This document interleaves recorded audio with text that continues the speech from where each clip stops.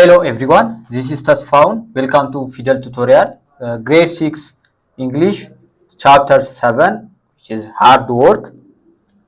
Let's start by introducing the objectives of this unit. So at the end of this unit, the students will be able to give the meaning of the words, and they will be able to use and differentiate between direct and indirect speeches, and also they can use the past perfect tense correctly and effectively. So let's start by giving the vocabulary of those words. So first, stop or pause the video and try the meaning of the words. Okay, the first word is absurd, which means not reasonable, or which is not illogical, or which is not logical, which means it is completely ridiculous ማለት absurd ማለት ተአማኒነት የሌለው አለ አይደለ ምክንያታዊ ያልሆነ ወይም ደግሞ ሊታመን የማይችል ነገር በሙሉ absurd እንለዋለን። ሶ ከሱ ጋር ሊስማማ የሚችለው በኮለመን ቢ የምናገኘው ኤክስፕሬሽን ምንድነው? ሌተር ኢ ላይ ያለው ኢ unreasonable, completely stupid or illogical or inappropriate or impossible to believe ለማመን የሚከብድ አጠቃላይ absurd ማለት ዘበት በቃ የማይመስል ነገር አለ አይደለ የማይሆን ምክንያታዊ ያልሆነ ነገር ማለት ነው። ሶ absurd ማለት unreasonable, completely stupid or illogical or ደግሞ inappropriate or impossible to believe ማለት ነው። The second word is distressed. So distressed ማለት ምንድነው? መሰቃየት or መጨነቅ መፍራት ስለሆነ ከዚህ ጋር appropriate የሆነው phrase or expression ምንድነው? later d ላይ ያለው very unhappy, worried, upset, መሸነፍ give up ማድረግ መጨነቅ ደስተኛ አለመሆን በጣም ይሄን በሙሉ distressed ይሆናል ማለት ነው። lazy ማለት ሰነፍ ስራ ማይሰራ አይደለ አሁን ለምሳሌ ተማሪዎች ከሆነ የሆምወርክ ማይሰራ ክላስ ወርክ ማይሰራ ምናምን lazy እንላለን አይደለ የሌዚ ሚኒንግ ምን ይሆናል? do or does not work or ደግሞ lazy ማለት ነው ሰነፍ ደካማ ማለት ነው weak ማለት ነው። So the fourth word is height. Height means peak or the roof of the point ወይም ደግሞ የአንድ ቦታ ከፍታ እንለው ጣራው የምንለው ነው height አይደለ ቁመቱ ርዝመቱ ምንለው ነው። so ከሱ ጋር appropriate ሊሆን የሚችለው እንትን ደግሞ ምንድነው? ኤክስፕሬሽን ምንድነው? high level of activity or success ማለት ነው። የአንድ አክቲቪቲ የመጨረሻው ደረጃ ወይም ደግሞ የስኬት የመጨረሻው ከዚህ ጋር ከከፍታ ጋር የተገናኘ ነው ማለት ነው። ኦፕቲማል means ውጤታማ successful አይደለ እንደዛ ማለት ስለሆነ ከሱ ጋር ደግሞ the same የሚሆነው ሚኒንግ ምንድነው? ኤች ላይ ያለው ቤስት ኦር ሞስት ፋቨረብል ጥሩ የሆነ በጣም ውጤታማ የሆነ እሱን ኦፕቲማል እንለዋለን ማለት ነው። ፔስ ኦፍ ማለት መልሶ የሚከፍል ማለት ነው። ስተኛ ላይ ወርድ ስንመለከት ፔስ ኦፍ ይላል። ፔስ ኦፍ ማለት መልሶ የሚከፍል ላደረግነው የሆነ ጥሩ ነገር መልካም ምላሽ ሲኖረው ጥሩ ክፍያ ማግኘት ማለት ነው ፔስ ኦፍ ማለት። ከሱ ጋር the same የሆነ ሚኒንግ ማለት ነው brings some benefit ጥቅም ማግኘት ድጋሚ ማግኘት ማግኘት ለሰራነው ስራ መልሰን የሚከፈለን ፔስ ኦፍ ይባላል ማለት ነው። አይድል የምንለው ምንድነው? ሰነፍ የማይታትር ስራ የፈታ የማይረባ ከንቱ ማለት ነው አይድል። ከሱ ጋር ሪሌቲቭ ወይ ተቀራራቢ የሆነ ሚኒንግ ያለው ኤክስፕሬሽን የትኛው ነው? ኤፍ ላይ ያለው not willing to work or do any activity that needs effort. ፍቃድ አለመኖር አንድን አክቲቪቲ ወይ አንድን ስራ ለመስራት ፍቃደኛ አለመኖር ምንም አይነት ከኛ የሆነ ኢፈርት ለማሳረፍ ከኛ የሚፈልገውን ኢፈርት ለማሳረፍ ወይም ለመስራት እዛ ነገር ላይ ፍቃደኛ ለመሆን እሱን አይድል እንለዋለን ወይም መስነፍ የማይረባ ስራ ፈት መሆን ምን ማለት ነው። ፕሮክራስቲኔት የምንለው ደግሞ ምንድነው? ነገሮችን ማራዘም ለነገ እያልን ስራዎችን ኤኒ አክቲቪቲዎችን የምናራዘመው ከሆነ ፕሮካስቲኔት ይባላል። ከሱ ጋር ሪሌቲቭ የሆነ ኤክስፕሬሽን ሚኒንግ ያለው ሪሌቲቭ የሆነ ሚኒንግ ያለው ማን ነው? ተቀራራቢ የሆነ ሚኒንግ ያለው ቢ ላይ ያለው ማለት ነው። ቱ ዲሌይ ዱይንግ ሰምቲንግ አንቲል ሌተር ማራዘም፣ ለሌላ ጊዜ ማራዘም፣ ሳንሰራ ማራዘም ፕሮካስቲኔት ይባላል ማለት ነው።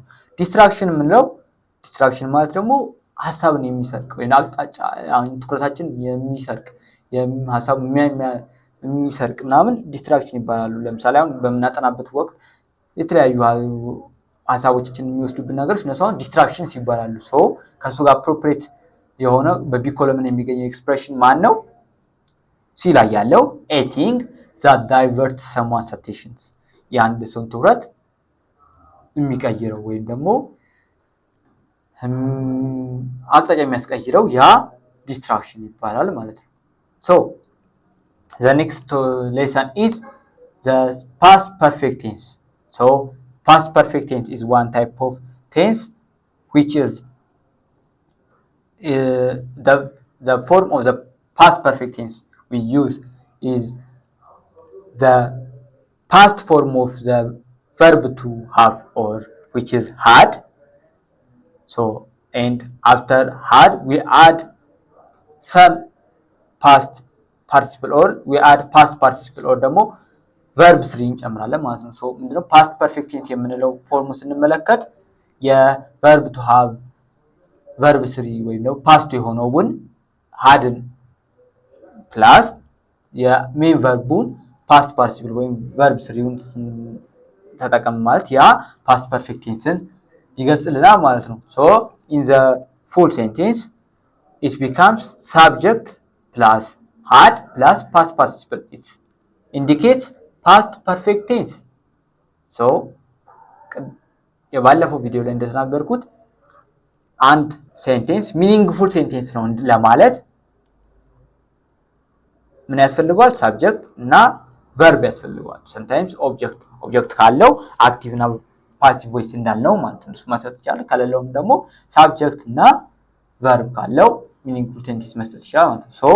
subject plus had, which is past form of verb to have, plus past participle becomes past perfect tense ማለት ነው። Let's see some examples in the affirmative, negative and interrogative form of the sentence. The first one is I had worked. Look at this. I means, or I refers the subject, and had work is the past form of the verb to be, and worked is the past participle form of the work. አሁን past perfectን ስንመለከት እንዳልኳችሁ ቅድም subject ወይም doer of action እና had plus participle ያስፈልገናል አይደል? አንድን ሴንቴንስ past perfect tense ነው ለማለት affirmative ላይ I ምንለው subject አለን፣ had verb past form of verb to be, then worked የሚለው ደግሞ the past participle of the work ይሆናል ማለት ነው። እንደገና ሌላ ኤግዛምፕል you had worked. You, which is the subject, and had worked is the main verb, which is had the past form of the verb to have, and worked is the past participle of the work. In the negative it becomes had not, I hadn't worked, or I had not worked. I is also the subject and had not worked is the main verb in the negative form. We add not between the verb to have, the past form of the verb to have, which is had, and worked, the past participle verb. In the second sentence you can see that you had not worked. You is the subject and had is the past form of the verb to have, and worked is the past participle of the verb 3 with the verb 1 of work. We add not in between had and worked. The interrogative form, the verb to have, or ለምሳሌ አንድን ጥያቄ አንድን ሴንቴንስ ኦር ስቴትመንት ወደ ጥያቄ ለመቀየር ምንድነው verb to doዎችን or verb to haveዎችን or ሞዳል ኦክሲለሪዎችን መጀመሪያ ማምጣት አለብን። ምን ማለት ነው ይሄ? ሄልፒንግ ቨርቦች ለጥያቄ ላይ ከመጀመሪያ ነው የሚመጡት። እዚህ ጋር ስንመለከት had verb to have ነው which is verb helping verb ነው። so when we change it into interrogative it becomes had I worked, had which is verb to do, verb to have past form in past form, and I indicates the subject, and worked is past participle. And also the second sentence becomes have you worked, have the past form moves the verb to have, and you becomes or you indicates the subject, and worked is the past participle of the main verb. So there are some uses of the past perfect tense. So we use past perfect tense in some places or in some sentences. So to show that an action happened before something else in the past ማለት ነው። እዚህ ጋር past perfect tense የምንጠቀመው ምን ለማሳየት ነው? አንድን ድርጊት ከሌላ ከተከናወነ ድርጊት በፊት ለማሳየት ወይንም ደግሞ እንደ ምክንያትነት ያ ድርጊት የመጀመሪያው ፓስት የሆነ ያ ኃላፊ ድርጊት ከሁለተኛው ላይ በቅርብ ጊዜ ከመጣው ኃላፊ ድርጊት ለሱ እንደ ኮዝ የሚያገለግለን ከሆነ የምንጠቀመው ምንድነው? ፓስት ፐርፌክት ቴንስ ይሆናል ማለት ነው። let's see some examples. Dinsamo stayed up all night because he had received bad news. አሁን እዚህ ጋር እንደምትመለከቱት ዲንሳሞ ሙሉ ምሽቱን ቤት ቆየ ምክንያቱም መጥፎ ዜና ስለሰማ አይደለ? ሶ መጥፎ ዜና መስማቱ ምንድነው? መጀመሪያ የመጣ ፓስት ነው፣ ፓስት ቴንስ ነው አይደለ? ቀጥሎ በሱ ምክንያት የመጣው ደግሞ ምንድነው? ቤት ማምሸቱ መቆየቱ አይደለ? ሶ ቤት አምሽቶ ቤት ውስጥ ማምሸቱ መቆየቱ የመጣው በምን ምክንያት ነው? መጥፎ ዜና በመስማቱ ነው። ሶ መጥፎ ዜና መስማቱ የሚለውን በምን እናስቀምጠዋለን? ፓስት ፐርፌክት ቴንስን በመጠቀም እናስቀምጠዋለን። ሶ ሂ የሚለው ሉክ ሁለተኛው ከቢኮዝ ከሚለው ኮንጃክሽን ቀጥሎ ያለው ምንድነው? ሂ ሳብጀክት ነው። had verb to have past form ማለት ነው። ሶ received የሚለው ደግሞ past participle of receive bad news which is object ይሆናል ማለት ነው። he had received bad news እሱ ፓስት ፐርፌክት ይሆናል። ሶ ከሱ ቀጥሎ ከአንዱ ድርጊት ኮዝ ብለን ከምንጠራው ቀጥሎ የሚመጣው ድርጊት ኦር ደግሞ ሪዛልቱ ምን ይሆናል? በሲምፕል ፓስት ይቀመጣል ማለት ነው። ሶ እዚህ ጋር እንደምትቋጥ ዲንሳሞ ስቴድ አፕ። ሶ ስቴድ አፕ የሚለው ምንድነው? ሲምፕል ፓስትን የሚገልጽልን አይደለ? verb to ስለሆነ ማለት ነው። ሶ ዲንሳሞ ስቴድ አፕ all night because he had received bad news ምክንያቱም መጥፎ ዜና ስለሰማ ሙሉ ምሽቱን ቆየ የሚለውን ይገልጻል። ሁለተኛው ላይ ብንመለከት ምንድነው? they lost many of the games because they had not practiced enough. they lost many of the games because they had not practiced enough. እዚህ ጋር እንደምትመለከቱት ሪዝኑ ወይም ኮዙ የትኛው ነው? they had not practiced enough ምክንያቱም ጌሙን የተሸነፉት በደንብ ልምምድ ስላላከናወኑ ነው። ሶ ልምምድ አለማከናወናቸው ነው ጌሙን እንዲሸነፉ ያደረጋቸው። ሶ እዚህ ጋር ኮዙ ማን ነው?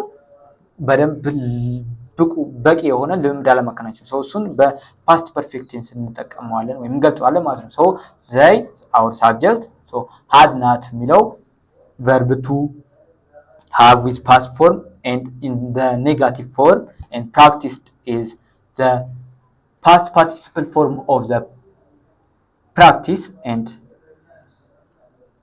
so the result or ሁለተኛው የመጀመሪያው ሴንቴንስ ምንጠይቅ ሪዛልት ነው አይደለ?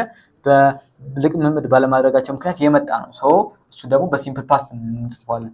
they lost many of the games ሪዛልቱ እንዳልኳችሁ ሪዛልቱን በሲምፕል ፓስት እንጽፈዋለን። ኮዙን መንስኤውን ደግሞ በፓስት ፐርፌክት ቴንስ እንጽፈዋለን ማለት ነው።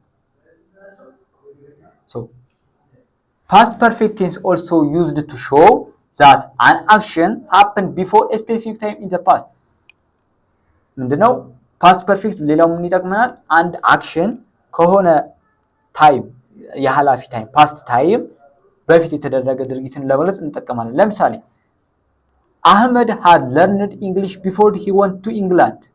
አህመድ had learned English before he went to England. አሁን እዚህ ጋር ሁለት ሴንቴንስ ኦር ደግሞ ሁለት ድርጊት ያላቸው ሴንቴንስ አሉ። የመጀመሪያው ምንድነው? አህመድ had learned English አህመድ እንግሊዘኛ ተምሯል። ሁለተኛው ደግሞ he went to England ወደ ኢንግላንድ ሄዷል። ሶ እንግሊሽ ሄደው ምንድነው እንግሊዘኛ የተማረው ኢንግላንድ ከመሄዱ በፊት ነው። ሶ እዛ ይረዳዋል። ኢንግላንድ አሁን የሚወራው እንግሊሽ ስለሆነ ቱ ኮሚኒኬት ኢፌክቲቭሊ ወይም ደግሞ ፍሉዌንትሊ ስፒክ ለማድረግ ምናምን መማር ይጠበቅበታል ወር ያስፈልገዋል። ሶ ተምሯል። ሶ መሄዱ ስፔሲፊክ ታይም ነው ኢን ዘ ፓስት። ሶ ከሱ በፊት የመጣውን ለመግለጽ በፓስት ፐርፌክት እንጠቀማለን። አህመድ had learned English የሚለው ከመሄድ በፊት የነበረ አክቲቪቲ ወይም አክሽን ስለሆነ እሱን በፓስት ፐርፌክት እንጠቀምና ቀጥሎ ያለውን ሲምፕል ፓስት እንጠቀማለን። ፓስት ላይ ያለ የሆነ ታይም በሲምፕል ፓስት እንገልጻለን ማለት ነው። ሶ አህመድ had learned English before he went to England ይሆናል ማለት ነው። ሁለተኛውም ኤግዛምፕል the same ነው። ሶ ምንድነው የሚለው I had fallen asleep before 8 o'clock ምንድነው ከ8 ሰዓት በፊት አንቀላፍቼ ነበረ። ሶ 8 ሰዓት ፓስት ላይ ያለፈ ስፔሲፊክ ታይም ነው አይደለ? ኦልሬዲ የማታው 8 ሰዓት መቼም አይደገም። አሁን ቀጥሎ ሌላም ሌሊት ላይ የሚመጣው 8 ሰዓት ኦር 8 o'clock ኦር 2 ሰዓት ምንድነው 2 ሰዓት በእነሱ አቆጣጠር ሶ እንደ ሎካል ቁጥራችሁ 8 ሰዓት ማለት ነው። ብቻ ያ ሰዓት አይመለስም አይደለ? ኦልሬዲ አልፏል። ያ 8 ሰዓት ትናንት የነበረ 8 ሰዓት ወይ 2 ሰዓት አልፏል።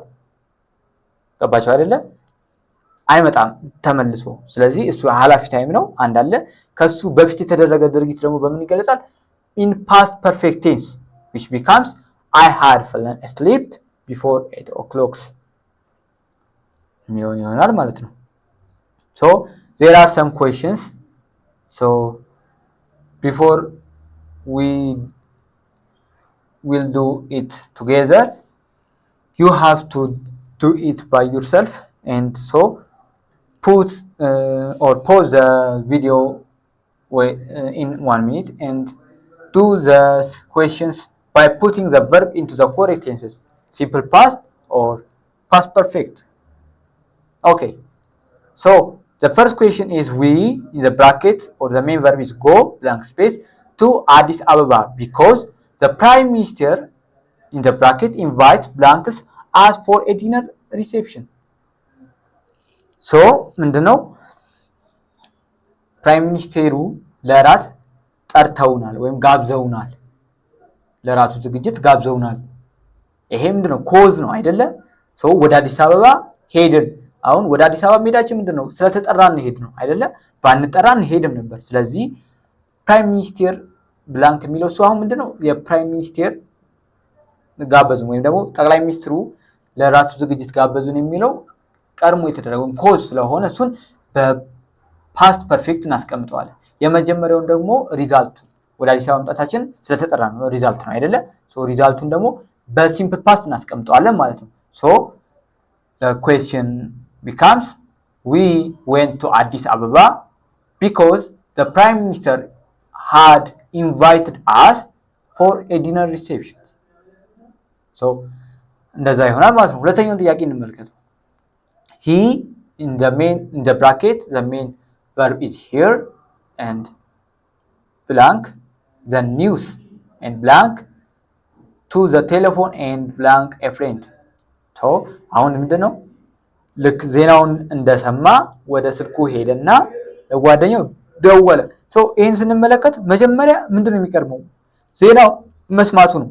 ከዛ ወደ ስልኩ ሂዶ መደወሉ አንድ ላይ የተከናወኑ ድርጊቶች ናቸው አይደለ? ሶ እነሱን በሲምፕል ፓስት እንጠቀማቸውና መጀመሪያ የተከናወኑ ድርጊት በምን እንጠቀማለን? በፓስት ፐርፌክት። so the sentence becomes he had heard the news, went to telephone and called a friend. ወደ ጥሩ ዜና ሰማ፣ ከዛ ወደ ስልኩ ሄዶ ለጓደኛው ደወለ።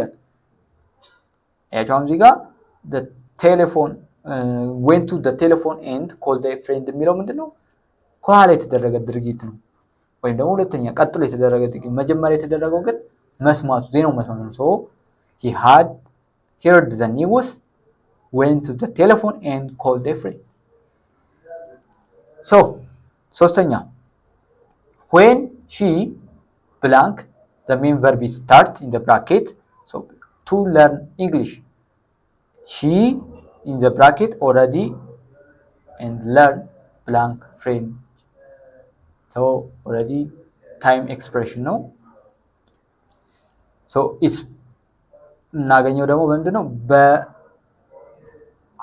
verbs እና በሜን verbs አማካኝነት ነው ማለት ነው መሃል ላይ በእነሱ መሃል ላይ ብዙ ጊዜ እናገኛቸዋለን እነዚህ so when she blank to learn English she blank French so ምንድነው እንግሊሽ መማር ከመጀመሪያው በፊት ምንድነው ፍሬንች ተምራ ነበረ ስለዚህ ፍሬንች መማሯ ምንድነው ያለፈ በጣም ፓስት የሆነ ድርጊት ነው አክሽን ነው ሶ እንግሊሽ መማር ጀመራ ደግሞ ምንድነው ቀጥሎ የተደረገ ድርጊት ነው አክሽን ስለሆነ የመጀመሪያውን እንግሊዘኛ መማሯን በምን በሲምፕል ፓስት እንጠቀመዋለን ወይም እንገልጸዋለን ፍሬንች መማሯን ደግሞ በፓስት ፐርፌክት እንጠቀመዋለን ማለት ነው so the third sentence becomes when she started to learn English she had already learned French she had already learned French